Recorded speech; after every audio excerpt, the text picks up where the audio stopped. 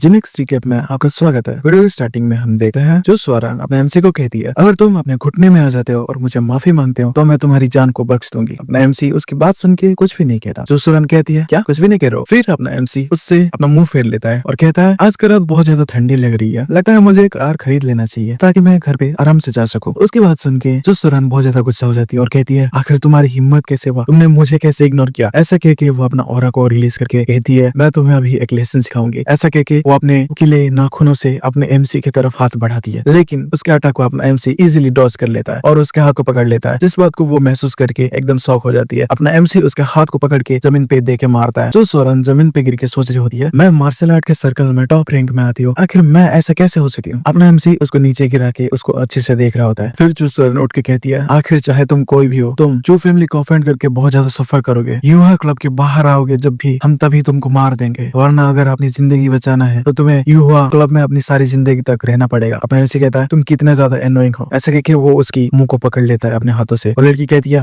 Bastard, मैं तुम्हें मार दूंगी। अपना एमसी कहता है, कितना ज्यादा गंदी औरत, इतना ज्यादा आवाज कर रही है, तुम एकदम कचरे हो और तुम्हारे जैसे कचरों को कचरा पेटी में डाल देना चाहिए। ऐसा कहके वो लड़की को कचरा पेटी की तरफ लेके जा रहा होता है। वो लड़की कहती है, नहीं, आखिर तुम क्या कर रहे हो? नहीं नहीं, लेकिन वो उसको उठा के उस कचरा पेटी में डाल देता है, धड़ाम से गिरती है और अपने हाथों को साफ करने लगता है और कहता है, यही जगह तुम्हारे जैसे लोगों के लिए सही है। ऐसा कहके वो कचरा पेटी में डाल के वहाँ से चला जाता है। लड़की बहुत ज्यादा गुस्सा हो जाती है और कहती है, कमीने, मैं तुम्हारा हाथ पैर को तोड़ दूंगी, मैं तुम्हारा जीना हराम कर दूंगी। शिफ्ट होता है, हम देखते हैं दादू अपार्टमेंट में। अपना एमसी मन में सोच रहा होता है, अल्दो जो सुरेन एक बुरी लड़की है, लेकिन मेरे पेरेंट्स की डेथ में उसका कोई हाथ नहीं है, इसलिए मैं उसको नहीं मारूंगा। वेल, अगर वो हिम्मत करे और फिर से मुझे परेशान करे तो मैं उसको सच में मार दूंगा। अल्दो मैं लड़कियों को मारना पसंद नहीं करता, और अगर मुझे पता चला कि क्लाउड लेक विला में जो इंसिडेंट हुआ था उसके पीछे चू फैमिली का भी हाथ है, तो मैं पूरा चू फैमिली को खत्म कर दूंगा। फिर वो कहता है, अभी सुबह का 1 बज रहा है, तो शायद सानी अभी सो रही होगी, तो उसको डिस्टर्ब नहीं करना चाहिए। ऐसा कहके वो जब दरवाजे को खोलता है तभी वो शॉक हो जाता है और कहता है, क्या एक लड़की? सानी वैसे तो बहुत ज्यादा शर्माती है, लेकिन देखो आज वो मेरे बिस्तर में सो रही है, लगता है उस दिन की बात को सोचिए वो अभी भी डर रही है, तो चलो मैं इसके साथ सो लेता हूँ। ऐसा कहके वो अपना कपड़ा उतरने लगता है। फिर शिफ्ट होता है, हम देखते हैं सुबह का सीन। अपना एमसी और वो लड़की बिस्तर में सोए होते हैं। अपना एमसी उबासी लेके उठता है और कहता है, सानी आखिर टाइम क्या हुआ है? फिर वो जब देखता है तो वो बहुत ज्यादा शॉक हो जाता है और जोर से चिल्लाता है और घबराया हुआ होता है। हम देखते हैं वो सानी नहीं होती बल्कि उसकी बॉस होती है। लड़की कहती है, तुम यहाँ पे क्या कर रहे हो? फिर अपना एमसी घबरा के कहता है, क्या ये बात तो मैं तुम्हें पूछने वाला था। फिर सानी आती है, कहती है, ये जिन तुम वापस आ गए, तुमने तो कहा था कि तुम लास्ट नाइट नहीं आओगे। फिर वो उन लोगों को बिस्तर में देख के सोचती है, क्या तुम दोनों? फिर वो शर्माने लगती है। फिर मिस सानी कहती है, ये जिन तुम दोनों, क्या तुम दोनों ने कल रात को कुछ किया था? अपना एमसी मन में सोचता है, कल रात को जब मैं हीलिंग टेंट से बाहर कर लिया था तब मुझे सानी कॉल की थी और पूछी कि क्या मैं घर पे वापस आने वाला हूँ। मुझे लगा कि वो मेरा इंतजार करेगी, इसलिए मैंने झूठ बोला और मैंने कहा कि मैं घर पे वापस नहीं आने वाला, तो तुम आराम से सो जाओ, और ऐसा ही हुआ होगा। फिर हम देखते हैं शेरुक्षी मन में सोच रही होती है, कल रात मैं बहुत ज्यादा पी ली थी और ड्रंक हो गई थी, इसलिए मेरा हेड अभी तक दर्द कर रहा है। अगर मैं नशे में नहीं होती तो मुझे पता चल जाता कि ये लड़का मेरे साथ में सोया है, लेकिन ऑफ कोर्स हमने ऐसा कुछ भी नहीं किया, ये बस एक एक्सीडेंट है, तो ज्यादा सोचने की जरूरत नहीं है। फिर वो अपने मन में सोचती है, कल रात को सडनली मेरी मम्मी जंगचिंग सिटी आई, उन्होंने कहा कि सिया फैमिली के साथ कुछ बुरा हुआ है और मुझे बोला गया कि मैं 1 हफ्ते के अंदर घर वापस आऊं। अगर मैं वापस गई तो वो जरूर मुझे उस आदमी से शादी करने के लिए फोर्स करेंगे, इसलिए मैं वहां से भाग गई और सानी के पास से गई और ड्रिंक करने लगी, और उस दिन मैं बहुत ज्यादा नशे में हो गई और मैं वहां पे ही नींद की वजह से सो गई और मैं भूल गई कि ये लड़का भी सानी के हाउस में रहता है। मैं बिलीव नहीं कर सकती कि मैं इस तरह की लड़की के साथ सो गई, डैम इट, मैंने अपने वर्जिनिटी को खो दिया। फिर अपना एमसी कहता है, वेल जबकि ये चीज हो ही गया है तो मैं इसका रेस्पॉन्सिबिलिटी लेता हूँ। फिर वो अपने मन में सोचता है, लेकिन मैंने तो ऐसा कुछ चीज किया भी नहीं, आखिर वो क्यों रो रही है? मैंने बस उसको हक करके सोया था बस। हाँ, ये थोड़ा सा इंटीमेट बिहेवियर है, लेकिन ठीक है, मैं उसकी रिस्पॉन्सिबिलिटी लेता हूँ। वो लड़की गुस्से में कहती, क्या रिस्पॉन्सिबिलिटी? कैसे? तुम बस एक ऑर्डिनरी आदमी हो, तुम्हें पता भी नहीं है मैं किस चीज का भार संभाल रही हूँ, हम दोनों का वर्ल्ड बिल्कुल भी सेम नहीं है। फिर अपना एमसी कहता है, हाँ तुम सही कह रही हो। ऐसे कहके वो दरवाजा खोल के वहां से बाहर निकल जाता है। तभी उसके फोन पे एक कॉल आता है और कहता है, सेन हाइवा, क्या गलत है? आखिर क्या प्रॉब्लम है? सेन हाइवा कहता है, मैंने टियानजिन ग्रुप के बारे में इन्फॉर्मेशन ढूंढ लिया है। अपना एमसी कहता है, ठीक है बताओ। सेन हाइवा कहता है, मेरे कंपनी का लीगल डिपार्टमेंट ने टियानजिन ग्रुप के कुछ एविडेंस को फाइंड किया, जिसमें ये पता लगा कि ये कंपनी मलिशियसली ऑक्यूपाइड हो गया है, लेकिन हम कुछ प्रोसीजरल इशू को एनकाउंटर किए और इसको सॉल्व करना थोड़ा सा डिफिकल्ट है, क्योंकि ये। फिर अपना एमसी कहता है, तुम्हें एक्सप्लेन करने की जरूरत नहीं है, मैं तुम पे ट्रस्ट करता हूँ, तुम मुझे बस बताओ कि मैं क्या कर सकता हूँ और इससे मुझे क्या मिलेगा। सन हाइवा कहता है, मेरे पास एक डॉक्यूमेंट है मिस्टर ये, और आपको कैसे भी हो चेंग जियानमिंग को इस पे साइन करवाना पड़ेगा, और उसके साथ साथ टियानजिन ग्रुप अभी जो कि किंग ही ग्रुप बन गया है, वो एक माफिया गैंग के द्वारा कंट्रोल किया जा रहा है, जिस गैंग का नाम है किंग गैंग, जिसके बारे में हमें पता लगाना पड़ेगा। अपना एमसी कहता है, मैं इन चीजों को संभाल लूंगा। फिर मिस्टर सेनहाइवा उनकी बात सुन के कहता है कि अगर ये ये 2 प्रॉब्लम सॉल्व हो गया, तो हम 3 दिन के अंदर आपके टेंशन ग्रुप को हासिल कर सकते हैं। जैसे ही आप कर देंगे तो 3 दिन के अंदर ये सब कुछ हो जाएगा। फिर वो कहता है ठीक है। फिर वो अपने मन में सोचता है अगर मिस्टर ये कर दिखाए तो मैं उनकी कैपेबिलिटी के बारे में जितना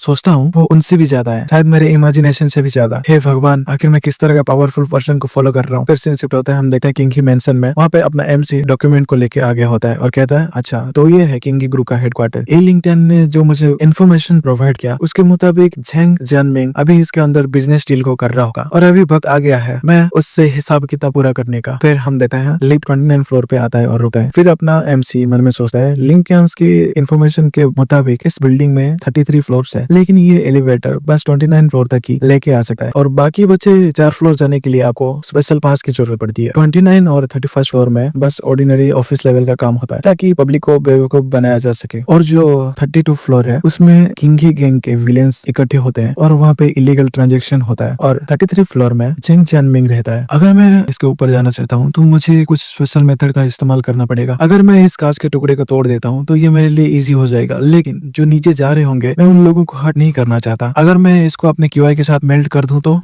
हो गया। फिर वो उधर से बाहर नीचे कूदने लगता है उस बिल्डिंग से और वो ऊपर हवा में उड़ के आ रहा होता है। हम देखते हैं 32 फ्लोर में वहाँ पे कुछ गुंडे बैठे हुए होते हैं। उनमें से एक बंदा कहता है आखिर ये किस तरह का नॉइस हो रहा है। उनमें से दूसरा बंदा कहता है आखिर क्या चल रहा है यहाँ पे, क्या यहाँ पे कुछ पेटियां आए हैं या किसी गधे ने बाय मिस्टेक गन को चला दिया है। उनका बॉस कहता है जाओ देखे आओ। फिर बाकी बंदे कहते हैं ठीक है सर। फिर अपना एमसी वहाँ पे आते हुए कहता है तुम्हें चिंता करने की जरूरत नहीं है, मैं यहाँ पे आ गया। वो बंदे कहते हैं आखिर तुम कौन हो, क्या तुम्हें पता है कि तुम कहाँ पे खड़े हो। अपना एमसी कहता है मैं वही बंदा हूँ जिसको तुम मरने से पहले आखिरी बार देखोगे। अब एमसी की बात को सुन के वो सारे बंदे गुस्सा होने लगते हैं। उनमें से एक बंदा कहता है क्या तुम पागल हो गए लड़के। फिर हम देखते हैं अपने एमसी अपने हाथ से ही उसको बीच से काट दिया होता है। बाकी लोग उसको मरते हुए देख के एकदम घबराने लगते हैं, कहते क्या ये मर गया, उसने इसको मार दिया। फिर अपना एमसी मन में सोचता है जो इंटेलिजेंस मुझे ये लिंक्डइन ने दिया था उसके मुताबिक ये विलेंस सारे किंग ही गैंग के हैं जो कि हर तरह का गुनाह करते हैं, smuggling, drug selling, fire arms trafficking, human trafficking and hitman को हायर करना। ये सारे बात इन लोगों के लिए ऑफिस जाने जैसा नॉर्मल हो गया है। फिर वो उनसे कहता है तुम कमीने गुंडे आज रात तुम सब खत्म होने वाले हो। क्वेश्चन शिफ्ट होता है, हम देखते हैं 33 फ्लोर में वो झेंग जिनमिंग किसी से बात कर रहा होता है। उनमें से वो येलो बाल वाला बंदा कहता है मिस्टर झेंग ऐसा लग रहा है कि नीचे कुछ हो रहा है, क्या आप चेक करने नहीं जाओगे। मिस्टर झेंग कहता है मेरे आदमी सारे कार्ड्स खेल रहे हैं, लगता है कि उनमें से कुछ गुस्सा हो गए हैं और एक दूसरे से झगड़ा कर रहे हैं। ये बड़ी बात नहीं है और वैसे भी इस फ्लोर को मार्शल आर्ट के मास्टर के द्वारा गार्ड किया जा रहा है तो कुछ भी गलत होने का चांस बहुत कम है, तो आपको चिंता नहीं करना चाहिए। तो चलो हम जो काम कर रहे थे उस पर ध्यान देते हैं और इस समय मैं सिंसियरली कह रहा हूँ। फिर वो येलो वाला बंदा कहता है, वो कहता है जब तक आप चंगन प्रोविंस का मिलिट्री एयरफील्ड के बारे में हमें बता देते हैं, हमें मैप देते हैं, तो कंट्री एम का जितने भी बिजनेसेस हैं चंगन पोर्ट में वो सारा चीज आपको दे दिया जाएगा और वो आपके लिए एक्सक्लूसिव कर दिया जाएगा। वो बात सुन के झेंग जिनमिंग के बॉडीगार्ड शॉक हो जाते हैं और कहते क्या मिलिट्री एयरफील्ड का मैप, अगर हम ये मैप इन लोगों को दे देते हैं तो हमारा सिक्योरिटी का हालत बहुत ज्यादा खराब हो जाएगा, ये बहुत ज्यादा प्रॉब्लम की बात है। झेंग जिनमिंग वो सुन के कहता है तो क्या हो गया, अगर हम पकड़े गए तो हम फायरिंग स्क्वाड के द्वारा एग्जीक्यूट कर दिया जाएगा। तुम लोग तो फायर आर्म्स और ड्रग्स को भी सप्लाई करते हो जो कि वैसे भी बहुत बड़ा क्राइम है, अगर उनको पता लगेगा तो वो तुमको मार देंगे, तो तुम्हें डर किस बात का है, तुम इतना ज्यादा क्राइम करते हो फिर भी तुम डर रहे हो। वो बात सुन के वो दोनों बॉडीगार्ड साइलेंट हो जाते हैं। फिर वो बंदा कहता है मिस्टर झेंग एक और कंडीशन है, कंट्री एम तुमको प्रोवाइड करेगा हाई प्रिसीजन ऑटोमेटिक इक्विपमेंट जिसका की मार्केट प्राइस $10 मिलियन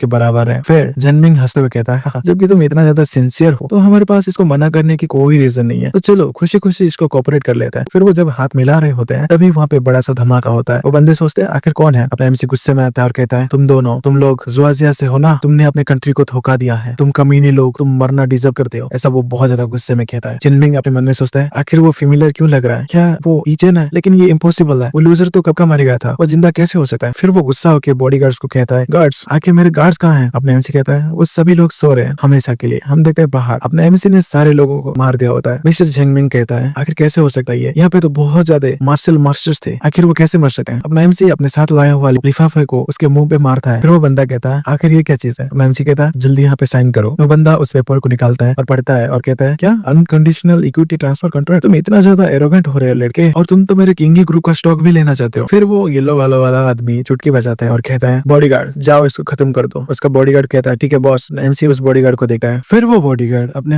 हाथों में मशीन गन को निकाल लेता है और कहता है एनिमी को मारने का काम अभी शुरू किया जा रहा है। उसकी ये हरकत देख के जिनमिंग भी बहुत ज्यादा शॉक हो गया होता है। वो बॉडीगार्ड अपने गन से गोलियां चलाने लेता है, लेकिन अपने एमसी एक हाथ को आगे करके एक शील्ड बनाता है जिस शील्ड में वो गोलियां टकरा के वहीं पे रुक जाती है। फिर अपना एमसी कहता है मैंने बहुत सारे थर्मल वेपन्स देखे हैं, लेकिन मैं उनको यूज करना पसंद नहीं करता, तो मैं ये तुम्हें ही वापस करता हूँ। फिर वो सारे बुलेट्स को उसी की तरह पॉइंट कर देता है, जिसकी वजह से सारे बुलेट्स जाके उसके सर पे लेते हैं और उसका सर वहाँ पे फूट जाता है, जिसको देखे वो येलो बालों वाला बंदा बहुत ज्यादा शॉक हो जाता है। वो कहता है क्या? फिर अब एमसी कहता है रियली तुम्हारे पास बस इतना ही था? ये तो बहुत ज्यादा स्मॉल ट्रिक है। फिर झनमिंग के दोनों बॉडीगार्ड गुस्सा हो जाते हैं और अपना ऑरा रिलीज करके उस पर अटैक करने के लिए आते हैं और कहते हैं बस छोटा सा ट्रिक, तुम तो बस कुछ ही सालों से मार्शल आर्ट्स को प्रैक्टिस कर रहे हो, आखिर तुम्हारी हिम्मत कैसे हुआ कि तुम इतना ज्यादा एरोगेंट हो? फिर अपना एमसी कहता है तुम दोनों हाफ सेंट्रल में हो, आई थिंक तुम जैनटिंग सिटी के मास्टर्स भी हो सके, लेकिन अनफॉर्चुनेटली ऐसा कह के वो उन दोनों पे हमला करता है, जिसकी वजह से वो दोनों ही अलग अलग हो जाते हैं। फिर अपना एमसी अपना बात को कंटिन्यू करके कहता है तुम मेरे मैच नहीं हो, जिस चीज को झनमिंग देख के सोचता है क्या तुम भी एक मार्शल आर्ट्स का ग्रैंड मास्टर हो? आखिर इतना ज्यादा कम उम्र में एक मार्शल आर्ट का ग्रैंड मास्टर कैसे हो सकता है? आखिर तुम हो कौन? एमसी के पावर्स को देखे वो दोनों ही शौक में होते हैं। वो येलो बालों वाला बंदा कहता है डैम। फिर वो अपने एटीट्यूड को संभाल के कहता है मैं तुम लोगों के अफेयर्स में इन्वॉल्व नहीं होना चाहता, तो मैं तुम्हें अकेला छोड़ के यहाँ से जा रहा हूँ, तो प्लीज मुझे जाने का इजाजत दीजिए। फिर अपने एमसी उसके तरफ देखता है, फिर अपने पैर को उस पे मारता है और कहता है नरक में जाओ। ऐसे कि वो जब उसकी छाती पे मारता है तो हम देखते हैं उसके बॉडी में एक होल हो गया होता है, जिसको झनमिंग देखे एकदम घबराने लगता है। अपना एमसी कहता है यहाँ पे आओ और जल्दी से यहाँ पे साइन करो। झनमिंग कहता है ठीक है मैं यहाँ पे साइन कर रहा हूँ, प्लीज मुझे मत मारो। ऐसे करके वो साइन करने लगता है, अपने घुटने पे आके वो साइन किया हुआ पेपर एमसी को देने लगता है। फिर अपना एमसी कहता है ठीक है तो नेक्स्ट। मुझे नहीं लगता कि तुम्हें और जीने देना चाहिए। झनमिंग कहता है क्या तुम मुझे भी मारने वाले हो? क्या तुम किंग गैंग के बारे में जानते हो? यही इस ग्रुप को मैनेज कर रहे हैं, अगर तुम मुझे मार दोगे तो किंग गैंग तुम्हारे पीछे पड़ जाएंगे और तुम्हें जाने नहीं देंगे। एमसी मुस्कुराता है और कहता है एक्चुअली पहले मैंने सोचा था कि मैं बस किंग ग्रुप को टारगेट करूंगा, लेकिन अभी मैंने अपना माइंड को चेंज कर लिया, आज रात मैं किंग गैंग को भी खत्म कर दूंगा। और वो गुस्से में कहता है क्या तुम्हें और भी कुछ कहना है? झनमिंग गुस्सा हो जाता है और कहता है आखिर तुम्हारी हिम्मत कैसे हुआ? क्या तुम्हें लगता है कि तुम इनविंसिबल हो? आखिर तो क्या हो गया कि तुम ग्रैंड मास्टर हो? किंग गैंग के लीडर तुम्हारी तरह ही एक ग्रैंड मास्टर है, अगर तुम मुझे मार दोगे तो किंग गैंग तुम्हें कभी भी नहीं छोड़ेगी, वो तुमको मार देगी और तुम्हारे एंटर फैमिली को खत्म कर देगी। अपना एमसी कहता है मेरे फैमिली 5 साल पहले ही मारी गई, मेरे फैमिली के सारे मेंबर्स क्लाउड लेक विला में खत्म हो गए। जिस बात को वो झनमिंग सुन के पसीना पसीना होने लगता है और कहता है क्या तुम सच में ईचन हो? फिर वो घबराते हुए अपने मन में सोचता है ईचन अभी भी जिंदा है। फिर वो अपने घुटने में आके एनसी के पैर को पकड़ के कहता है चेन मेरी बात को सुनो, ये बस एक मिसअंडरस्टैंडिंग है, मैं तुम्हारे फादर का बेस्ट फ्रेंड था, आखिर मैं कैसे तुम्हारी फैमिली को चोट पहुंचा सकता हूँ? ये बात सुन के अपना एमसी अपना पैर से उसके मुंह पे दे के मारता है और कहता है तुम मेरे डैड के बारे में बात करना डिजर्व नहीं करती, तुम मेरे डैड के फ्रेंड होना डिजर्व नहीं करते। झनमिंग सोचता है चेन प्लीज मुझे माफ कर दो, प्लीज मेरी जान बख्श दो, तुम्हारे फादर और मैं बहुत सालों तक अच्छे दोस्त थे। एमसी उसकी बात सुन के हंसता है ऐसे करके वो बहुत ज्यादा हंसता है और कहता है क्या तुम्हें छोड़ दूं? क्या तुमने मेरी फैमिली को छोड़ा? क्या तुमने मेरे पेरेंट्स को छोड़ा? ऐसे करके वो उसको लात मारता है और एक मुक्का मारता है और कहता है मेरे पेरेंट्स और मेरी फैमिली तुम्हारे प्रति कुछ भी बुरा नहीं किए थे, तो आखिर तुमने उन्हें धोखा क्यों दिया? अगर तुमने मेरे से मेरा सब कुछ छीना नहीं होता, मेरे फैमिली को मुझसे छीना नहीं होता, तो तुम्हें लगता है कि मैं तुम्हें मारने आता? कोई भी इंसान पैदा से किलर नहीं होता, मैं भी स्कूल जाना चाहता था एक ऑर्डिनरी पर्सन की तरह। कोई इंसान एक चिकन को भी मारता था तो वो चीज देख के मुझे डर लगता था, लेकिन अभी देखो मैं किस तरह का बन गया हूँ। फिर वो उसको मार के एक दीवार के सहारे पे बैठ जाता है और सोचता है मैं इस तरह से सारी चीजें करूंगा जब तक मैं उन सारे कमीनों को खत्म नहीं कर देता। फिर वो किंगी मेंशन से बाहर आ जाता है और सोचता है ये लिंक्डइन मेरे बहुत ज्यादा मदद में आया और उसने मुझे बचाया भी इस बार के ट्रबल से। उसने सारा सीन को क्लीन करने के लिए क्लीनर्स भी भेजा और मेरे लिए कुछ अच्छा कपड़े भी भेजा है, तो अभी समय आ गया है मैं किंग की गैंग को खत्म कर दूंगा। फिर तभी हम देखते हैं वहाँ पे वो पुलिस वाली लड़की आ जाती है और कहती है ये चैन आखिर तुम यहाँ पे क्या कर रहे हो? अपने नीचे कहता है ऑफिसर बाइली बिंग आखिर तुम यहाँ पे क्या कर रहे हो? क्या यहाँ आसपास कोई क्रिमिनल है? ऑफिसर बाइली बिंग कहती है मैं कॉन्फिडेंशियल मिशन में हूँ तो मैं तुम्हें कुछ बता नहीं सकती। फिर अपना एमसी कहता है ठीक है मुझे जानना भी नहीं है तो चलता हूँ बाय बाय। फिर अपना एमसी को कुछ महसूस होता है। हम देखते हैं वो किंगी मेंशन में धमाका होता है, दोनों ही उस तरफ देखते हैं। एक बड़ा सा पत्थर उस बाइली बिंग की तरफ आता है, उसके ऊपर गिरने ही वाला होता है। वो लड़की मन में सोचती है ओह नो मैं इसको डॉज नहीं कर सकता, क्या मैं मरने वाली हूँ? लेकिन हम तभी देखते हैं अपना एमसी आगे बढ़ता है और उस लड़की को पकड़ के उधर से हट जाता है। उस बिल्डिंग से बहुत सारे पत्थर गिरे होते हैं और वहाँ पे धुआं धुआं होता है। अपना एमसी उससे पूछता है क्या तुम ठीक हो? वो बाइली बिंग कहती है हाँ तुम्हारा शुक्रिया, और वो ऐसा कह के बहुत ज्यादा ब्लेस कर रही होती है। हम देखते हैं अपना एमसी उसके कमर में अपना हाथ को रखे हुए होता है, उसके वजह से वो लड़की बहुत ज्यादा ब्लेस कर रही होती है। फिर हम देखते हैं अपना एमसी और वो लड़की उसी तरह कुछ टाइम के लिए रहता है। फिर अपना एमसी कहता है अभी के लिए सब कुछ ठीक हो गया है। वो लड़की कहती है तुम्हारा बहुत ज्यादा शुक्रिया। अपना एमसी कहता है तुम्हारा वेलकम। फिर अपने एमसी मन में सोचता है ये मेरी वजह से हुआ है, लिंक्डइन इसको क्लीन करना चाहता था लेकिन उसको इस तरह से उस पूरा फ्लोर को तो खत्म नहीं करना चाहिए था ना, क्या क्लीनर्स इस तरह के काम करते हैं? फिर हम देखते हैं उसमें पिकाचू कहता है यहाँ पे मत रहो, ये बिल्डिंग अभी एक्सप्लोड होने वाला है तो यहाँ से भाग जाओ। फिर हम देखते हैं साइतामा को, वो कहता है इस बिल्डिंग में आग लग गई है तो जल्दी से यहाँ से भागो। फिर हम देखते हैं किंग गैंग के कुछ बंदे वहाँ से भाग रहे होते हैं। एमसी उन लोगों को देखता है, उनके बॉडी पे किंग लिखा हुआ होता है। वो लड़की भी उस भीड़ को देख रही होती है। वो अपने मन में सोचती है ये टेटू ये लोग तो किंग गैंग के हैं, क्या इन्होंने इस बिल्डिंग को एक्सप्लोड किया? मैं इस किंग गैंग के बारे में कुछ दिनों से इन्वेस्टिगेट कर रही हूँ जो कि हमारे जांगचिंग सिटी के लिए कैंसर की तरह रहा है, लेकिन ये दुख की बात है कि हमारी पुलिस अभी तक इनके खिलाफ कोई भी क्राइम के एविडेंस को फाइंड नहीं कर पाए हैं। फिर वो लड़की अपने एमसी से कहती है, सॉरी मुझे कुछ काम है तो मैं तुम्हें बाद में मिलती हूँ। फिर वो मन में सोचती है, अभी मेरे पास एक एविडेंस है तो चलो इस पे फोकस करते हैं। अपना एमसी कहता है, कितना ज्यादा इम्पेटियस वोमेन है, चलो छोड़ो इसके बारे में, ये मेरे काम नहीं है। फिर वो अपना ऑरा को रिलीज करके कहता है,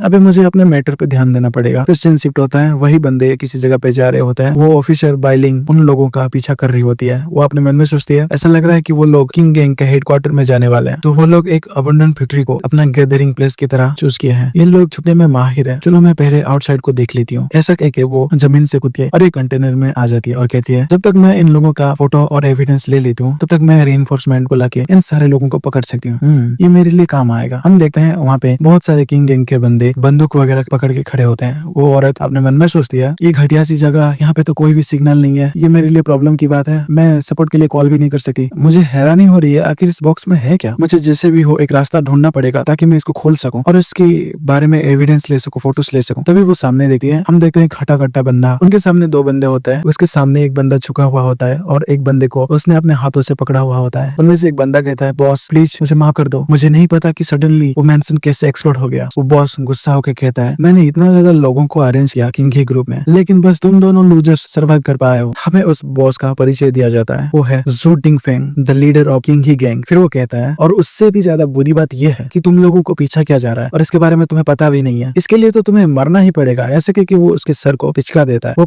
पुलिस वाली लड़की सोचती है, डैम इट, मैंने एक्सपेक्ट नहीं किया था कि इनका बॉस एक एंशिएंट वॉरियर होगा। मैंने जितना सोचा था ये तो उससे भी ज्यादा पावरफुल है। वो बॉस उस पुलिस वाली लड़की के पीछे पड़ जाता है। वो लड़की मन में सोचती है, मुझे जैसे भी वो भागना पड़ेगा। वो बॉस उसके पीछे आ जाता है, उसको पकड़ के कहता है, जबकि तुम यहाँ पे आ ही गए हो तो तुम्हें लगता है कि तुम यहाँ से भाग पाओगे। ऐसा कहकर वो उसको पकड़ के जमीन पे दे के मारता है। वहाँ पे धुआं हो जाता है। फिर वो उस लड़की को सर से उठाता है और कहता है, मैंने सोचा नहीं था कि तुम जैसे एक ब्यूटी होगी, तो चलो थोड़े से मजे कर लेते हैं। वो लड़की कहती है, मैं एक पुलिस ऑफिसर हूँ और मेरे कलीग जल्दी यहाँ पे मेरे मैसेज पढ़ के आने ही वाले हैं, तो जल्दी से तुम सरेंडर कर लो। अगर मुझे कुछ भी हर्ट करने की कोशिश किया तो किंग गैंग आज ही खत्म हो जाएगा। ये सुन के वो बॉस उस लड़की को फेंक देता है। फिर कहता है, मैं जिस तरह का क्राइम कमिट किया हूँ उस हिसाब से तो मुझे एग्जीक्यूट कर दिया जाना चाहिए था, वो भी काउंटलेस टाइम। और तुम्हें लगता है कि मैं तुम्हारी बातों से डरने वाला हूँ? चलो मजे करते हैं आज रात के लिए। फिर वो अपने कपड़े उतारने लगता है। वो लड़की कहती है, तुम अपने मौत को बुलावा दे रहे हो। अगर मैं तुम्हें सच कहूँ तो मेरे father south east military region के बाइलिजियोंग है। अगर मुझे कुछ भी हो गया तो तुम्हारा किंग गैंग जरूर खत्म हो जाएगा। उसके बाद वो बॉस सुन के कहता है, क्या बाइलिजियोंग? वो तो एक कमांडर है ना उस मिलिट्री रीजन का। इवन हमारे कैपिटल के बड़े बड़े फैमिली को भी उनको रेस्पेक्ट दिखाना पड़ता है। आखिर तुम उसकी डॉटर कैसे हो सकते हो? उसकी डॉटर बस एक पुलिस ऑफिसर है, वो भी जैमचिंग सिटी में, ऐसा तो कभी हो नहीं सकता। फिर वो पॉज मारने लगता है और कहता है, तो क्या हो गया, हम ये सब खत्म करने के बाद सारा कुछ सबूत मिटा देंगे और कोई भी तुम्हें कभी ढूंढ नहीं पाएगा। और लड़की अपने मन में सोच रही होती है, मैंने बहुत ही ज्यादा बड़ा गलती कर लिया, मुझे अकेले ये काम को करना नहीं चाहिए था, मुझे तो यहाँ पे आना भी नहीं चाहिए था और ना ही मुझे कोई पुलिस ऑफिसर बनना चाहिए था, मुझे तो अपने फैमिली के साथ रहना था, यही अच्छा होता मेरे लिए। ऐसा कह के वो रोने लगती है और कहती है, मैं डेफिनेटली आज मरने वाली हूँ और बहुत ज्यादा ह्यूमिलेटेड होने वाली हूँ इन विलेंस के द्वारा, इससे अच्छा तो मैं मरना पसंद करूंगी। वो बॉस हंसते हुए कहता है, मुझे रूड होने के लिए ब्लेम मत करना। लेकिन तभी हम देखते हैं कंटेनर के ऊपर अपना एमसी आ गया होता है। वो कहता है, हे